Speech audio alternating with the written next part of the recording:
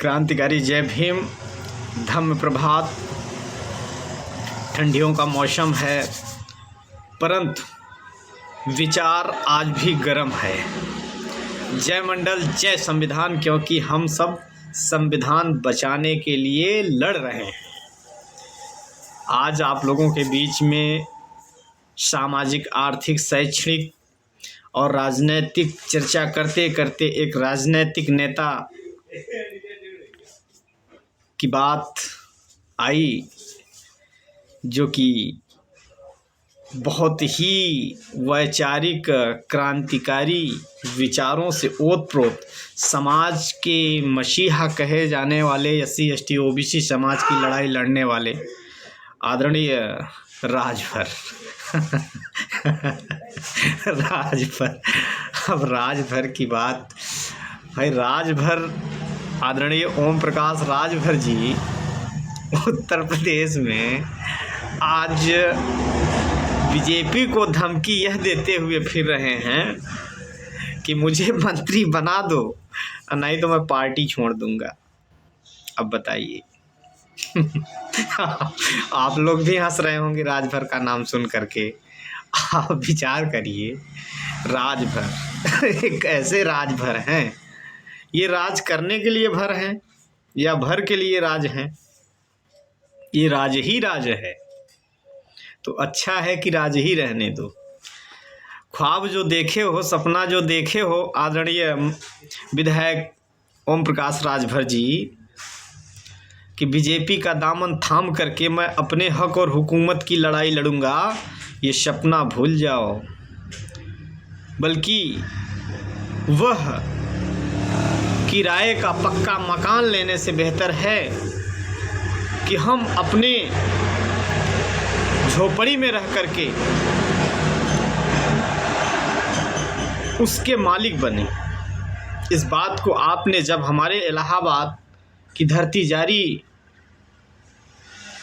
में हुए विशाल भव्य महागठबंधन, जिसमें तमाम SC BC समाज की पार्टियां थीं, तो उसमें आपने इस बात को रखा, बहुत ऊंची ऊंची बात कही। और आज उसी बीजेपी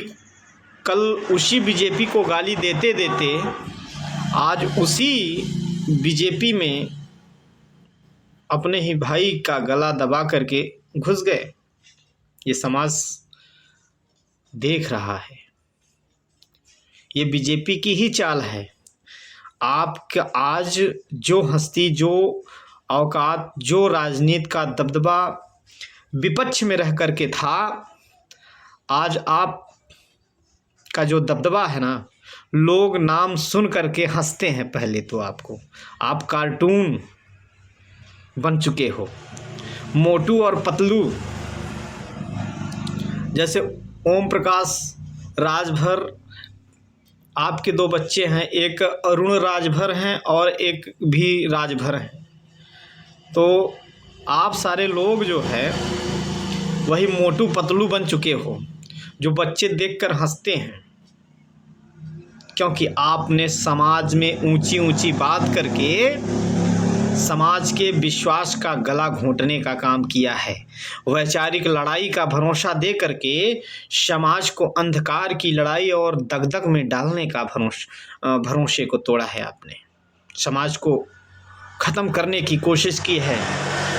उस वैचारिक लड़ाई को आप सोचिए किस तरह से आप बीजेपी में ले सकते हैं। मैं तो नहीं मानता। अरे राजभर आदरणीय महोदय जी,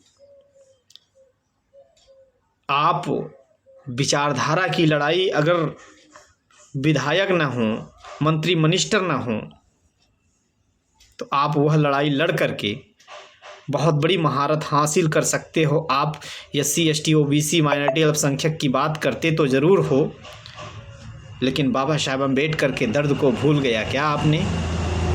शायद वह हिंदू कोड बिल को भी आपने भुला दिया, जब बाबा साहेब अम्बेडकर संसद में गालियां खाया करते थे। वह प्रथा भूल गए क्या आप, जिस प्रथा में हमारे आजा बाबा गुजार दिए? अरे आदरणीय राजभर, अणुर राजभर, इस तरह से पलटी मत खाओ, अभी भी वक्त है। आप बहन जी के साथ या माननीय अखिलेश भैया जी के साथ दोनों लोगों को एक करके, आज भी वक्त है, संभल करके दोनों पार्टियों को एक करके साथ चलने का दामन थाम लो। आज भी आपकी राजनीति बच जाएगी, अन्यथा आप इसी तरह गली गली की ठोकर खाने वाले हो। तो मैं ज़्यादा तो नहीं करूँगा।